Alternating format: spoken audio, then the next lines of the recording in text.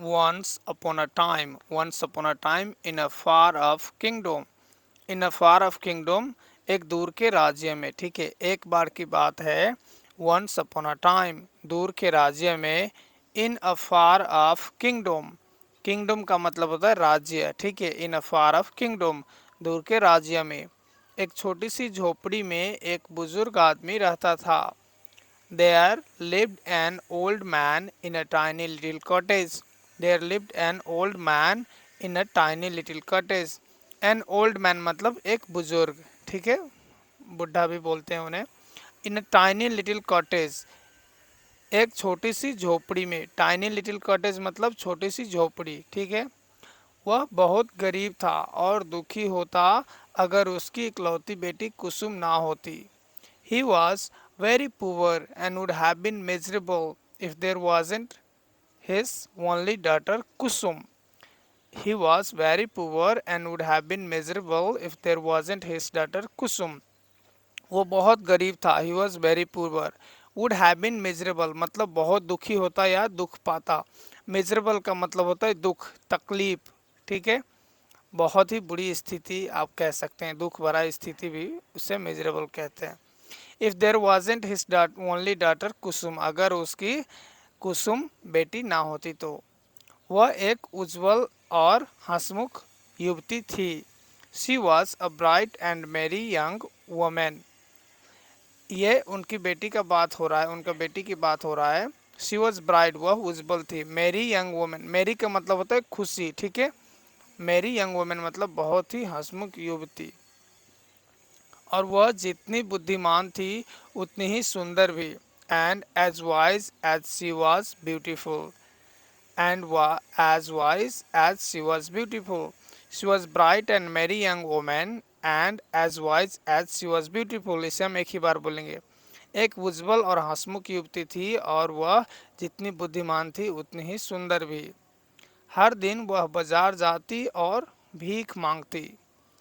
Each day she would go the market place and would be begging for alms.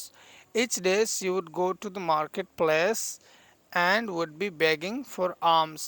Alms का मतलब होता है भिक्षा। ठीक है, each day she would go to the marketplace and would be begging for alms.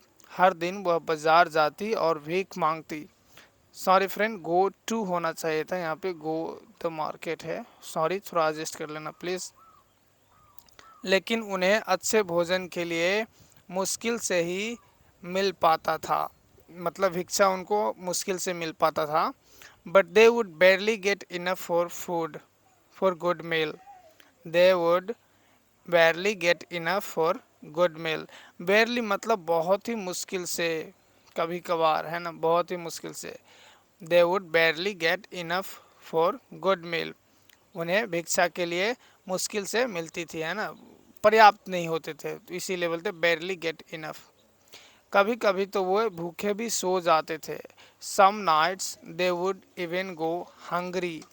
They would even go hungry, कभी कभी। सम nights, कभी कभी तो वे भूखे भी सो जाते थे। सम नाइट्स मतलब कि कभी कभी नहीं, सम कोई रात, है ना। यहाँ पे सम नाइट्स का मतलब कभी कभी मतलब कोई कोई रात। ठीक है, ऐसे ही एक रात में वह बुजुर्ग बैठा और उदास होकर अपनी बेटी की ओर देखा और कहा, on one such night. On one such night मतलब ऐसे ही एक रात में। The old man sat and looked sadly at his daughter and sad. Look sadly मतलब उदास होकर अपने बेटी की ओर देखा और कहा, and said. The old man यहाँ पर बुजुर्ग, ठीक है, वह बुजुर्ग, द ओल्ड मैन। प्रिय बच्चे, मुझे बहुत खेद है कि आपको इतना कठिन जीवन भुगतना पड़ रहा है। जो बुजुर्ग थे वो अपने बेटी से कहा, dear child, I am very sorry that you have to suffer such a hard life. मुझे बहुत खेद है, आई एम वेरी सॉरी मतलब मुझे बहुत खेद है, मुझे माफ़ कर दो कि आपको इतना कठिन जीवन भुगतना पड़ रहा है। That you have to suffer such a hard life. Suffer का मतलब होता है भुगतना या गुजरना। तो बहुत ही मुश्किल लाइफ से गुजर रहा है। आप समझ सकते हैं कि भिक्षा मांगना पड़ रहा है। तो जो पिता था, बुजुर्ग था, अपने बेटी से कहा, काश मैं तुम्हें और दे पाता। I wish I could have given you more. I wish I could have given you more. पिता ने बेटी से कहा आई विश मतलब काश, आई विश का मतलब होता है काश, I could have given you more, मैं तुम्हें और दे पाता। तो बेटी ने कहा आप चिंता ना करें पापा। Do not worry your self dad. Do not worry your self dad. You don't worry की जगह आप do not worry your self dad बोलेंगे। योर सेल्फ अगर इस्तेमाल करते हैं तो ये हाई क्वालिटी का इंग्लिश होता है, ठीक है। एडवांस इंग्लिश में do not worry your self बोलता है। अगर नॉर्मल बोलना है तो आप यू डोंट वरी आप बोल सकते हैं। आपने मुझे जो कुछ भी दिया है उससे मैं बहुत खुश हूँ, बेटी ने बोली। I am quite happy with what ever you have given me. I am quite happy मतलब मैं बहुत खुश हूँ। With what ever you have given me, जो कुछ भी आपने दिया है उससे। I am quite happy with what ever you have given me. आपने मुझे जो कुछ भी दिया है उससे मैं बहुत खुश हूँ।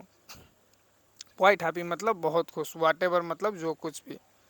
आज रात के भोजन के लिए जाने भी दो, बेटी ने कहा आज रात की बात है। As for tonight's meal let it be, मतलब आज रात की भोजन की बात है तो let it be. As for tonight's meal let it be, जाने भी दो, रहने भी दो, बेटी ने कहा पिता से।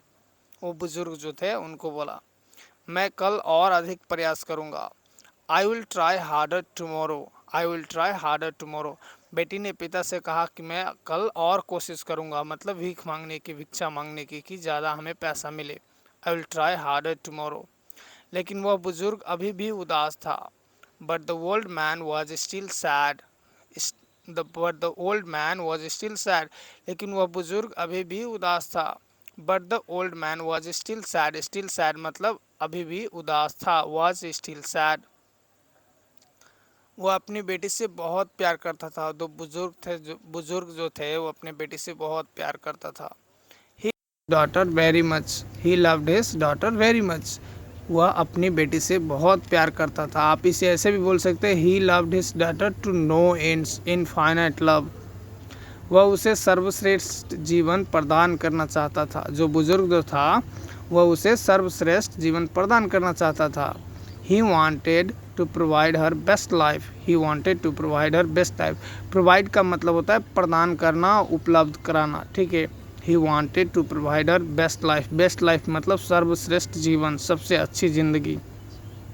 फ्रेंड, यहाँ तक आप वीडियो देख चुके हैं तो प्लीज़ वीडियो को लाइक कर दीजिए और चैनल को सब्सक्राइब कर लीजिए। और आपका कोई भी सवाल है और सजेशन है तो प्लीज़ आप कमेंट में बताइए, प्लीज़, मैं जवाब देने की कोशिश करूँगा।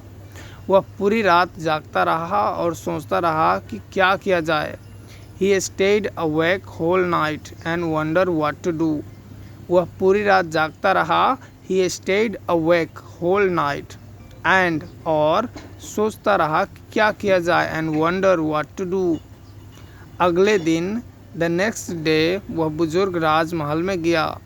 The old man went to the royal palace. The old man went to the royal palace. जो बुजुर्ग थे वो रॉयल पैलेस में। रॉयल पैलेस का मतलब होता है राजमहल। रॉयल पैलेस मतलब राजमहल। फ्रेंड, अभी के लिए इतना ही।